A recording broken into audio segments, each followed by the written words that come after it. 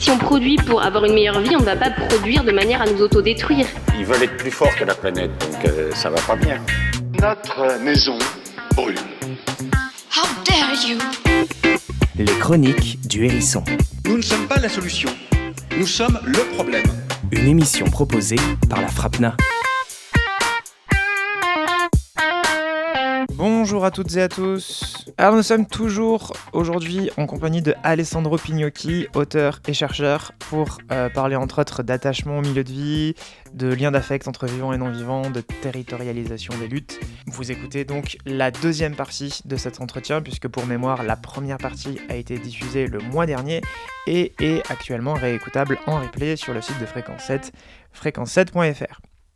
Donc Alessandro Pignocchi, tu nous parlais précédemment du choc qui avait été pour toi la ZAD de Notre-Dame-des-Landes en termes d'organisation collective, d'attachement physique à un territoire, et donc aussi ce que cet attachement implique de liens d'affect entre vivants humains, mais aussi vivants non humains. Et tu disais aussi qu'heureusement, il n'y a pas que là-bas que ça a pu exister. On peut bien sûr imaginer les autres ZAD, d'autres endroits équivalents, où ce genre de choses naît sans doute assez naturellement. Mais est-ce qu'il y a eu des endroits dans le monde, dans l'histoire, où ça a pu marcher, où ça a pu fonctionner sur le long terme, avant peut-être d'être réprimé, ou des endroits où ça existe peut-être encore aujourd'hui? Mais ça existe encore, évidemment, mais c'est encore une fois, des décisions... À échelle, je veux dire. Ouais, des décisions politiques prises de façon relativement égalitaire, ça a quand même existé. Alors avec très souvent des groupes qui étaient exclus de la décision politique, mais néanmoins, ça a quand même été plutôt la règle dans l'histoire de l'humanité, même si quand on retrace l'histoire des derniers millénaires, on se focalise souvent sur les États à tendance autoritaire, parce que c'est ce que connaissent les chercheurs, et ensuite ces États qui ont souvent laissé le plus de traces, notamment écrites, donc on a tendance à se focaliser là-dessus. Mais en termes d'extension territoriale ou de population qui y habitait, c'est resté jusqu'à une période récente minoritaire par rapport à des formes d'organisation humaine complètement distinctes, et qui, pour le coup, se mêlaient en tout cas considéraient les habitants non humains du territoire comme des êtres politiques avec des intérêts qui leur étaient propres. Sur la question de la diversité des formes politiques, je renvoie par exemple au livre de David Graeber et David Wengrow, Au commencement était, qui est quand même assez rafraîchissant, et sur l'importance dans l'histoire de l'humanité des attachements au-delà de l'humain, le livre qui s'appelle précisément Attachement de Charles Stepanov. D'accord. Donc, voilà mes conseils lecture. Il y en a beaucoup d'autres. Parmi d'autres. Donc, moi, je pensais par exemple à des endroits comme au Chiapas, ou des fois ensuite le Kurdistan, le Rojava. C'est les deux exemples auxquels on s'accroche. Même qu'en France, on s'accroche à la ZAD de Notre-Dame-des-Landes, de façon internationale, on s'accroche au Chiapas et au Rojava, bien sûr. Ouais. Et tu as de l'espoir pour la suite, en France, en Europe, en Occident? Est-ce que... Pas tant, mais en même temps, on n'a pas le choix. De toute façon, on peut être surpris par l'histoire, c'est ce que disent mes anges. Évidemment, si on se base sur l'actualité, on a vraiment le sentiment et c'est sans doute le cas malheureusement, que l'engrenage pulsionnel fasciste est beaucoup trop lancé pour être arrêtable, sans une crise majeure type Seconde Guerre mondiale, quoi. Et c'est sans doute ce qui nous attend. On ne sait pas quelle forme ça va prendre, vu qu'il y a quand même des différences par rapport aux années 30, notamment technologiques. On ne sait pas à quoi ça va ressembler.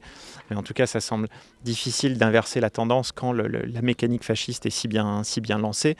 Mais la perspective politique de construire des formes de solidarité territorialisée, d'étendre les réseaux de solidarité territoriale entre le monde associatif, les luttes paysannes, l'ensemble des personnes et des structures qui essayent de retrouver un peu de marge de manœuvre, tant politique que matérielle, les initiatives type sécurité sociale de l'alimentation, ou c'est les équivalents non institutionnalisés en tout cas institutions dominantes type grenier de ravitaillement des luttes, comme les soulèvements de la terre essayent de le faire. Ça, quoi qu'il arrive, ça ne peut pas être une mauvaise idée, quoi. Soit c'est l'anéantissement nucléaire total, et dans ce cas-là, ça aura servi à rien.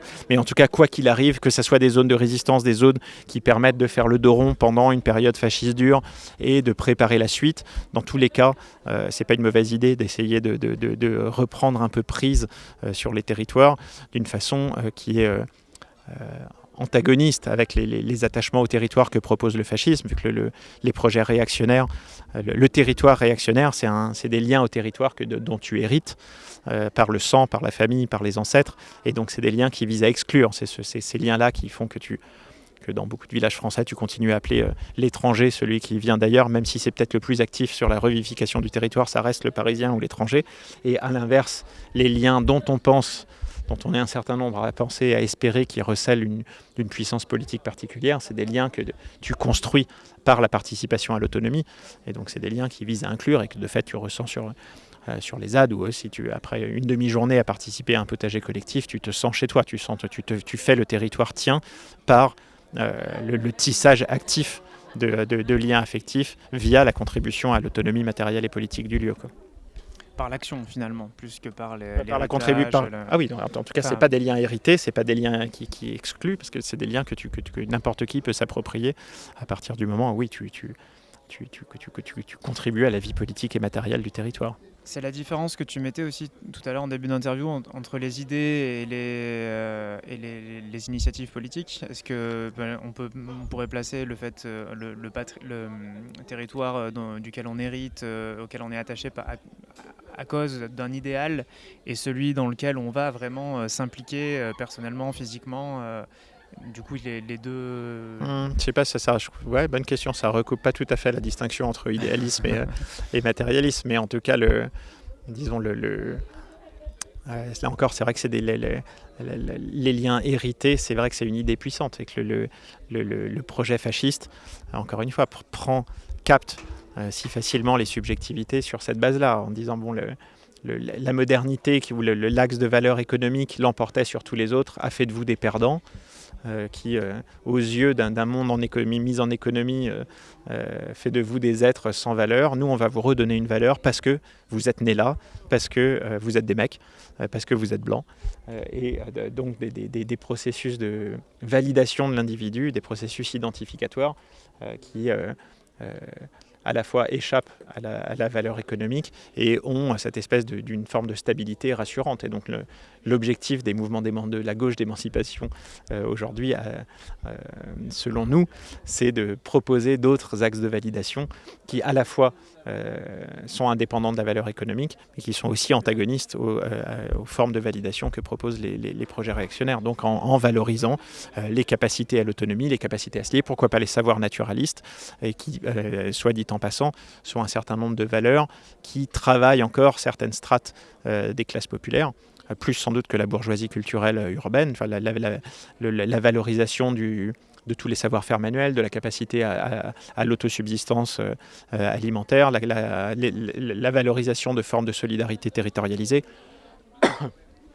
et qui sont donc des axes de validation, disons, qui permettent peut-être de fluidifier les liens et les alliances entre, pour parler vite, la petite bourgeoisie culturelle urbaine et des franges des classes populaires, où ces valeurs sont encore relativement vivaces.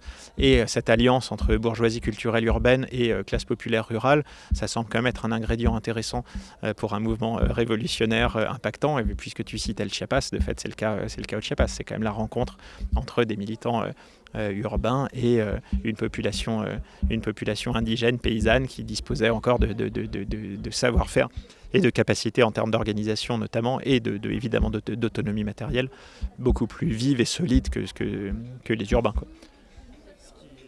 Ouais, et de fait, il me semble, c'est souvent ce qui n'est pas réussi en fait dans bien des révolutions. Il y a toujours un échec à unir autour d'une vision commune. Sur le long terme, en tout cas, petite bourgeoisie éduquée, urbaine et paysannerie rurale.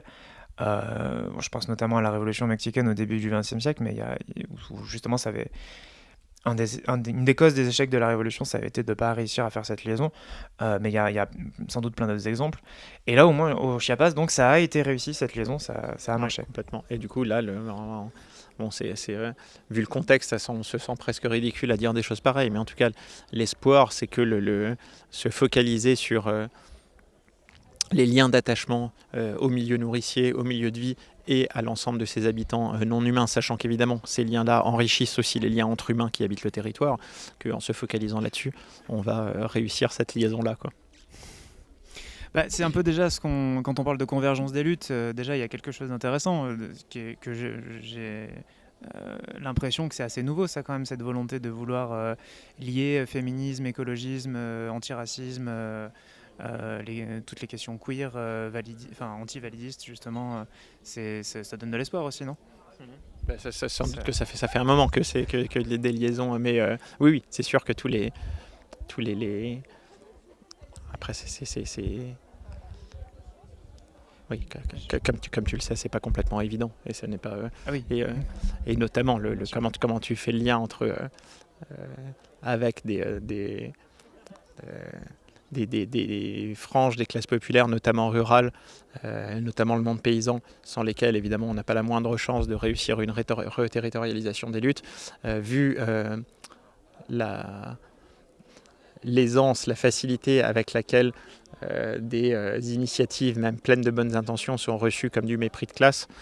Ces connexions-là sont extrêmement délicates à faire. Il faut vraiment être de très fins anthropologues symétrisants pour réussir à proposer des projets qui ne soient pas perçus comme une violence de classe, quoi. Et sans forcément rentrer dans le partisanisme, tu penses qu'il y a des gens dans le monde politique actuel qui sont à la hauteur de cette question ? Ça, c'est sûr que non, mais par contre, si la nouvelle perspective, c'est de construire des formes d'autonomie territoriale qui cohabitent avec les États. Bon, je ne suis pas rentré dans le détail, mais c'est ça l'hypothèse que je défends dans mon dernier livre, de dire que des formes d'autonomie territoriale, même relativement modestes en termes de puissance politique et matérielle, suffiraient à enclencher une sorte de cercle vertueux et à construire un contre-pouvoir qui nous permettrait de remettre progressivement la main sur certaines institutions d'État, notamment la Sécu, et éventuellement instituer une sécurité sociale de l'alimentation. En tout cas, que des territoires autonomes sont une des armes pour renouveler, redonner un peu de souffle aux mouvements sociaux qui, dans leur forme ancienne, là, sont en train de s'éteindre, en tout cas, qui ont besoin d'un nouveau souffle. Et l'idée, c'est que c'est en se saisissant de la question écologique par la voie des attachements, des affects, et qu'on peut apporter un ingrédient nouveau qui aura, on l'espère, la force de revivifier un certain nombre de mouvements sociaux. Et dans cette perspective-là, on n'attend pas grand-chose des partis politiques institués, mais on en attend quand même quelque chose de fondamental, c'est qu'ils ne nous répriment pas trop, quoi. C'est qu'ils nous laissent un peu faire. On n'attend pas à ce qu'eux-mêmes se lancent tout seuls à toute vapeur contre les forces du grand capital, mais qui desserrent un peu les taux répressifs et qui tolèrent des initiatives territorialisées de reconstruction de formes politiques, d'organisation à un peu grande échelle. Et donc évidemment que cette perspective-là dépend très directement du niveau d'hostilité de l'État, quoi.